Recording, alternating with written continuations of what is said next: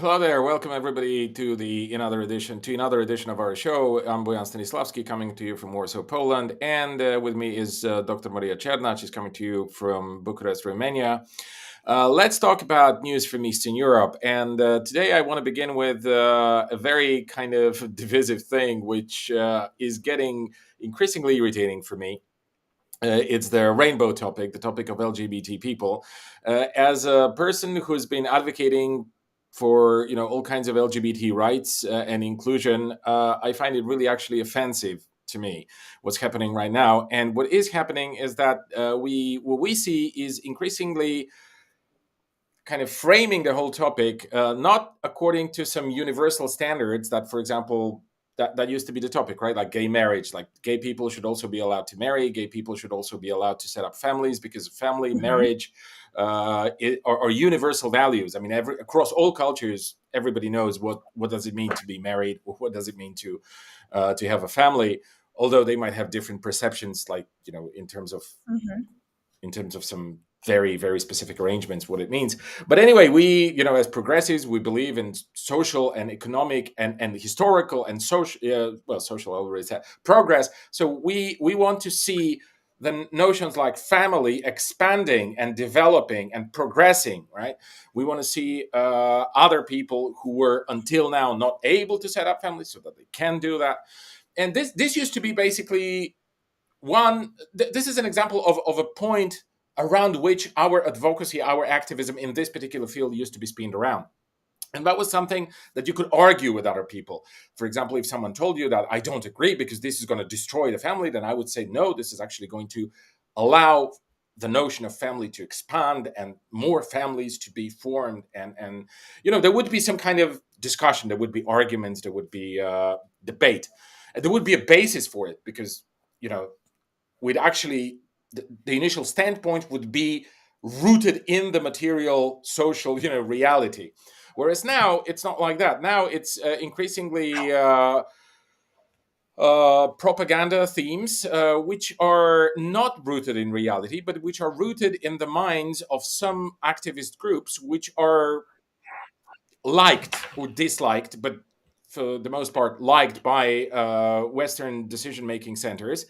And everything with regards to, for example, the LGBT community in Europe, in Eastern Europe at least, I mean, I don't know about the West, I believe it's pretty much the same now, is not measured by the actual situation of the LGBT people in different countries like Poland or Hungary. We're going to talk Mhm. about Hungary later, or Bulgaria, Romania, whatever, Russia, right? It's not measured by that, but it's measured by the amount of hysteria produced by the leadership of those activist organizations. Like, Well, if when they are yes. hysterical, then oh, it means things are really terrible. And let's just try and break it down here, okay? Because it was the day before yesterday, I think.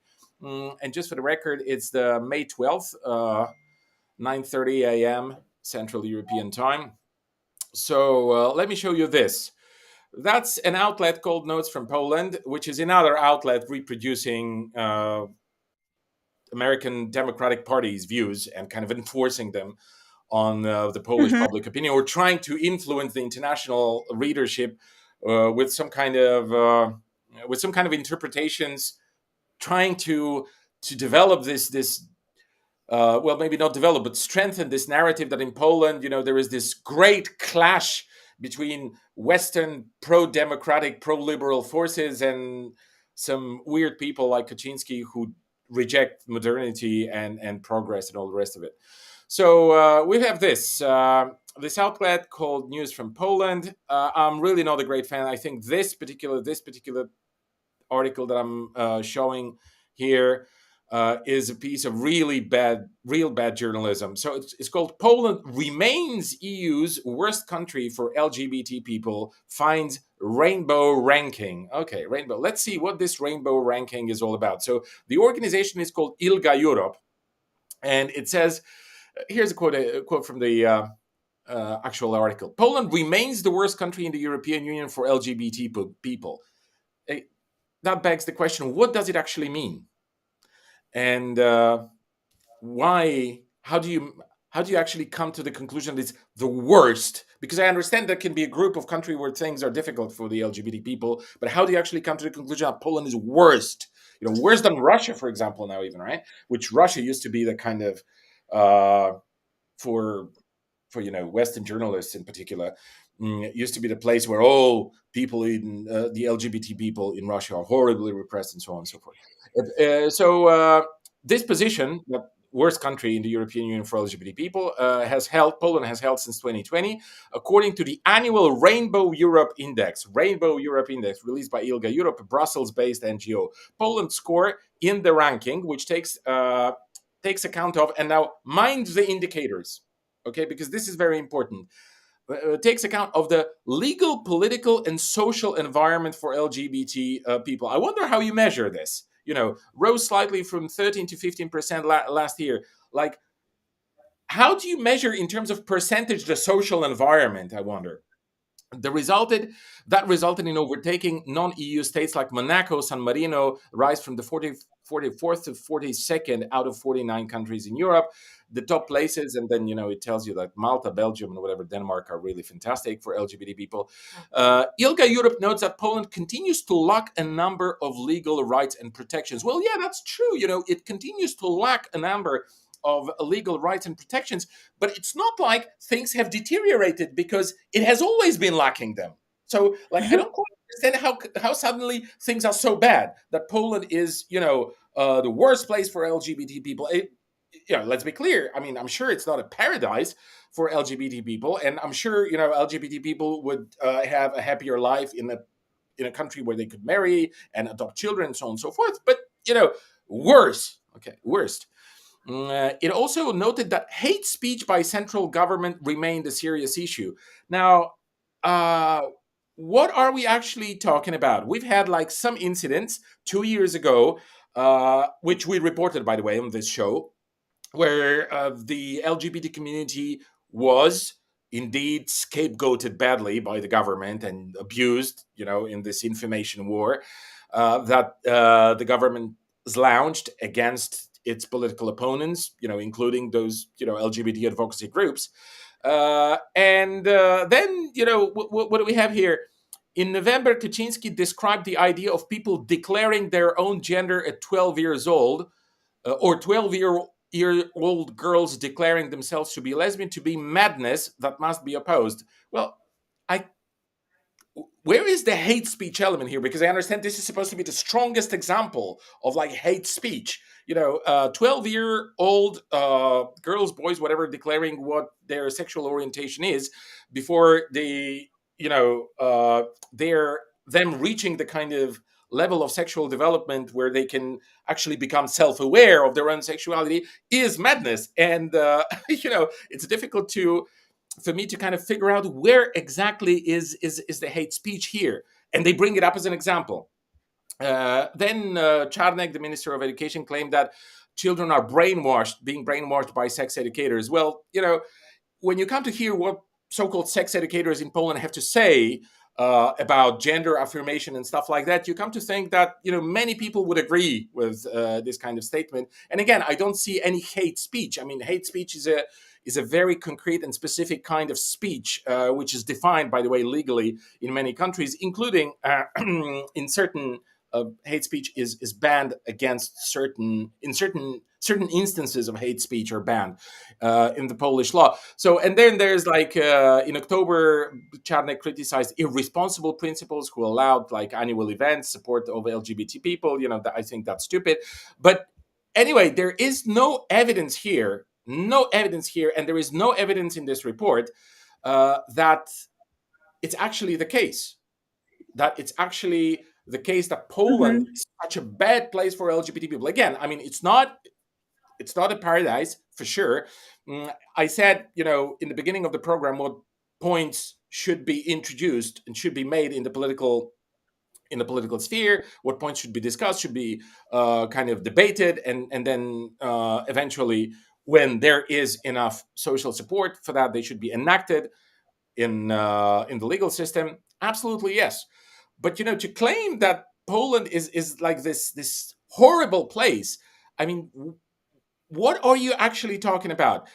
I know many gay people, and the gay people here, uh, are free to organize their events. They have their bars, they have their clubs, they have their, even culture. Okay, in a sense, like all kinds of shows which are typical for gay culture and so on and so forth. Everything here is allowed, and there doesn't seem to be much of a problem with that. And everything that's in place, which I find problematic, vis-a-vis my political views, is something that has always been in place and is getting better. I mean, they still cannot marry, they still cannot form official families, they still cannot even have a civil partnership, and they should get that at some point. But when you look at actual statistical data, which is carried out by responsible, not some activist circles, but responsible institutions Hmm. Hmm. like data, or have researchers in their ranks, you will see that year by year over the last 30 years, the attitude of the Polish society, regardless of location, regardless of age, regardless of wealth, regardless of any indicators across the social spectrum, the attitude is increasingly better. When they are the research, such researchers are conducted every year, and questions are asked like, how do you perceive the question of homosexuality? Do you find it to be a deviation? Do you find it to be a dangerous deviation? Do you find it something tolerable? Would you be happy having, I don't know, your neighbor being gay, openly gay, or something like? There's a whole slew of questions which actually Hmm. reveal the social stance, sorry, towards this phenomenon, right? And year by year, I even tweeted that, like, to to Notes of Poland, and I linked up one such research where you can clearly see that year by year, people are getting more accustomed to living and including in the proper social processes gay people. That they don't have anymore a problem like 30 years ago. They would tell you, for example, that they'd have a problem if their stomatologist is gay, right? Now it's not the case. Now they don't have any problem with that. Now they still have problems, and those things should be tackled in some kind of meaningful manner by all those LGBT advocacy groups. But what kind of strategy is this to say that, oh, you're the worst place for LGBT people, when actually things are getting better from the standpoint of how people are looking at at the LGBT community as a whole, and their rights and their place in society, and so on and so forth. So, in my opinion, this is just completely counterproductive, stupid, and is actually uh, harmful for the cause. And Yes, it yes, fuels the right wing. definitely. It fuels the right wing Hmm. Hmm. propaganda, and Yes, and and helps them helps them somehow make their propaganda acrobatics look very credible. I would definitely say so. I want to have a title for this program that would be called Lessons for the Left, and we are going to look at Poland and Hungary and Mm. try to figure out what is going on. And I think the first lesson for the left is to stop essentializing and stop evaluating the practice of politicians through the rainbow lens. Stop essentializing and reduce everything to that. And the second nail in the coffin that the leftists could have and is the following: do not conflate the pro LGBT cause with the pro war in Ukraine, pro weapons in Ukraine, pro NATO, pro security apparatus, pro international powerful institutions. Do not conflate the two, because this is the second thing that is going to backfire. And the third one, stop conflating the cause of progressive thinking in terms of LGBT and feminism and all the causes that are so much needed and so, they are so important for leftist leaning people, with the corporations' tendency to spray social values on their products just to sell them. So let's go to the first one. Oh. Stop essentializing and stop evaluating the political performances and successes of politicians through this lens. For instance, I think Viktor Orban is much worse than Kaczynski in terms of his attitude and political views about LGBT people. He even had a Well, project we of don't know what law. his views are. We don't know what his We views are. don't We only know But his what he's projected doing. views. Yeah, He's yeah. doing, and he's scapegoating this minority, and I'm willing to accept this. But it is very interesting because I think there is a very hardline right wing faction in his political party that he wanted to satisfy, and what he did is what he suggested a law where citizens were encouraged to denounce gay couples. When what is interesting, I think it was a political game. He wanted to have this very tough stance against the LGBT community, and then he had the president of Hungary, who is less important but still has veto powers, and she vetoed the law he suggested. Now, why do I say it's But what do you mean important not, denounce gay couples? What does it mean?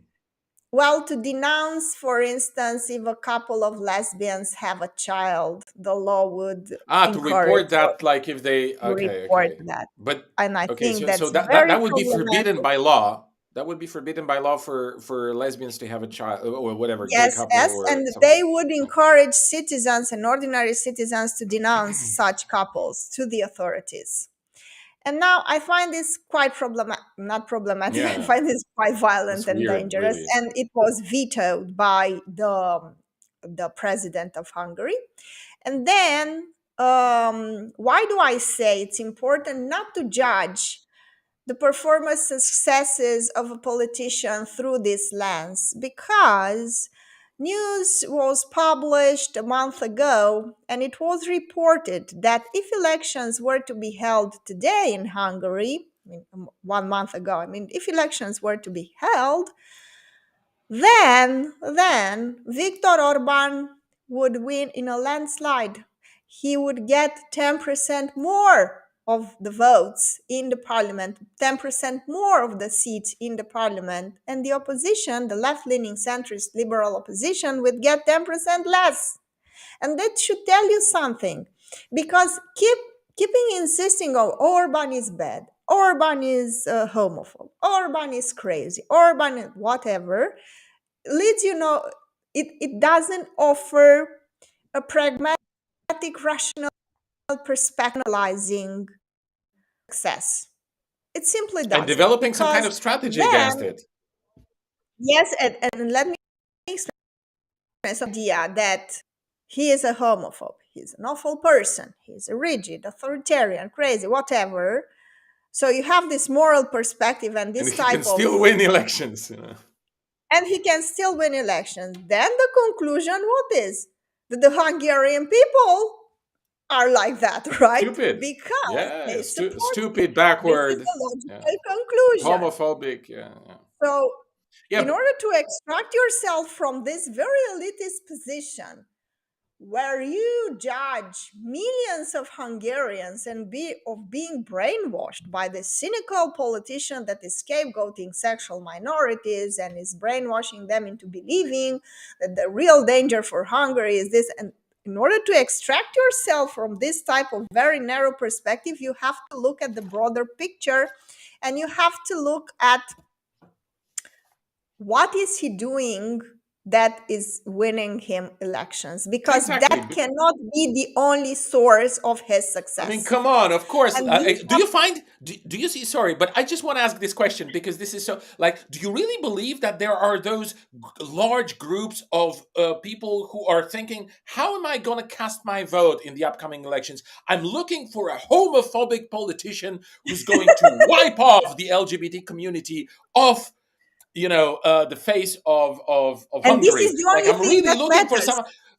I'm looking for a party that's going to discriminate, openly discriminate against gay people. Where is this party? Oh, Fidesz, thanks. I mean, this is ridiculous. This is not how it works. This is just window dressing. Okay, this is just decorum. I'm not saying it's unimportant. I'm not saying it's not bad. You can have all kinds of opinions about it. But Maria, you're totally right. You cannot break your political understanding through something which is just being hyped up all the time. You have to look into the in depth, like what is the essence of the political process that has allowed Orban to be in power for over a decade now.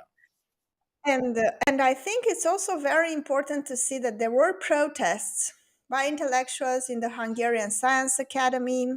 Then there are protests by the teachers because Orban wants to strip them of their status of public functioner, and they now enjoy certain rights, and they striked for a lot of time. And even a few days ago, it was, I think, on the 4th of May, yeah, the day before yesterday, they had a protest where thousands of teenagers protested in front of the building where Viktor Orban has his office, and tear gas was used against the protesters, and also there were arrests. Some people were detained, 5 people, I would say.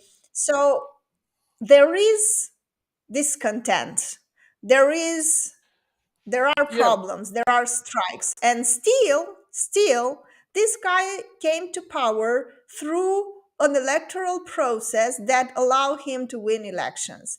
And I think there yeah. are causes, as important causes, and I think the first one is that, I don't know, I think he's cynical, and I think there is an element of huge cynicism. Let us remember the politician that was, drafting the law against LGBT people, in the sense that they had this law that was conflating pedophile, the pro-pedophile propaganda with pro-LGBT people. It was a very controversial law that was passed a couple of years ago, and they wanted to define the family as the union between the man and the woman and all the rest. And you had that politician, that Sire, I think was his name, that was caught in Brussels, just, Yeah. on a pipeline, that he was just trying to escape a gay party that was Mhm. raided by the cops. And how ridiculous is that? And there is a huge element of hypocrisy, cynicism, and all the rest. But I tend to believe, this is only a hypothesis, but I tend to believe that part of the success of Orban is that, I don't know how much is theatrics, and I don't know how much he does it just to win elections, but it seems to be working, that he's going against his bosses. He's Oh, he's criticized going. the American embassy. He was denied 22 billion euros by the European Commission because they said he went against the rights, but he went to us and he managed to cut a deal with the bureaucrats there. Then he said that he thinks that Ukraine is a non-existent economically, currently is non-existent, and it is the West that is prolonging the war. And I think it was Jake Sullivan, if I'm not, oh no, not Borrell Mhm. said that, Jungle yes, it Joseph. is. Yes, and it is in the best interest of the West that the war continues. So Borrell confirmed basically what Orban was saying. And he said he's going to buy oil from Russia because he wanted, I don't know, probably there is a lot of cynicism, populism, Yeah, but all all the this bad doesn't things matter you really. want to ascribe to it, but it doesn't matter because it seems It to does, be of working. course. So the first lesson: do not do not essentialize his entire activity to one political stance in a one issue, that of the LGBT. That is very important. Now, the second thing, also very important, and I saw this tendency in feminist groups. Maybe I'm not here, and people would say, oh, you'll have to talk to LGBT people and let them express this point of Mm. view. Well, let us talk all the cultural, so to speak, elements in leftist fights, leftist progressive, agenda. feminism and the LGBT.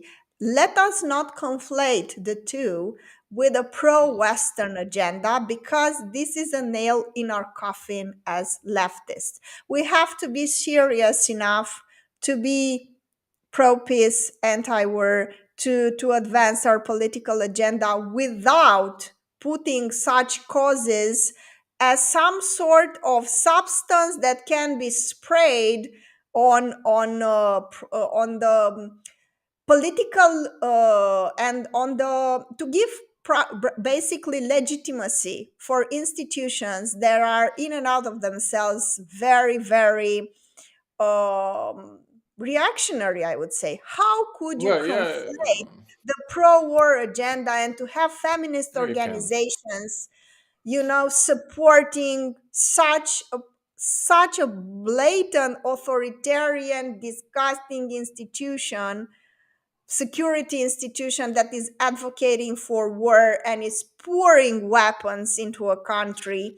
I mean, you should have to be insane to believe that the Ukrainian women's best interests are served by pouring weapons there. More That war. the interest of Polish women, of Romanian women, will be best served when you had the head of the how is this called, the European police, Europol.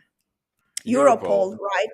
You have the head of Europol saying that this is a major risk for the security of the area, because there is no, in a situation of war, in a situation, a corrupt country like Ukraine was, and Western institutions recognize that it was a corrupt country, so this is not debatable.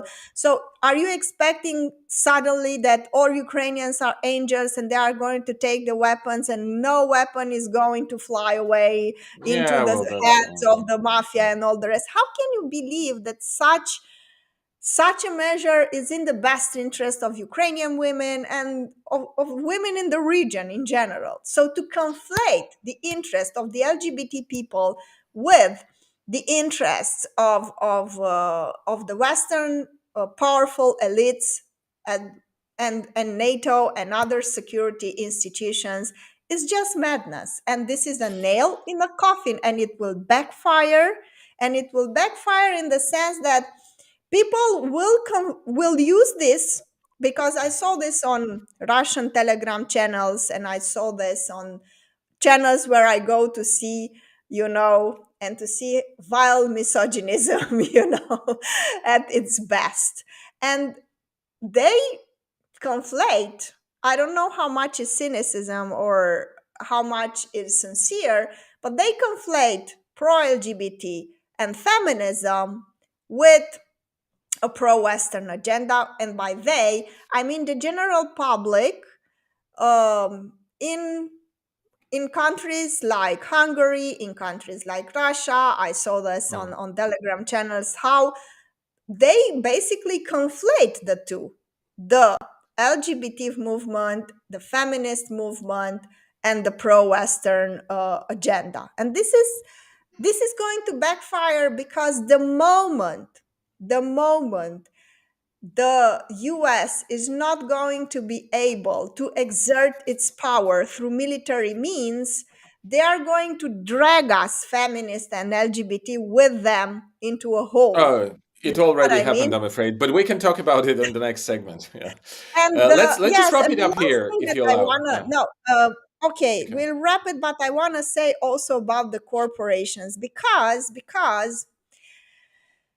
there are these liberal elites that say, oh, it's a huge problem because you had the church supporting you in that cause. I mean, the church and conservative groups became Satan.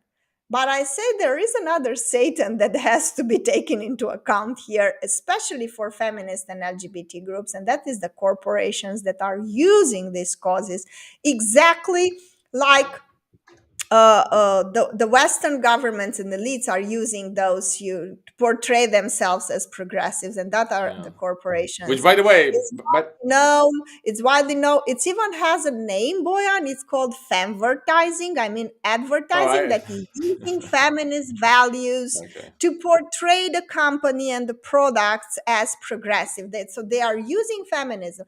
They are using LGBT as a substance to be sprayed Yeah. on products to be sold. And this is the second big nail in the coffin of progressive movements, and probably will be the activist movements in and out of themselves.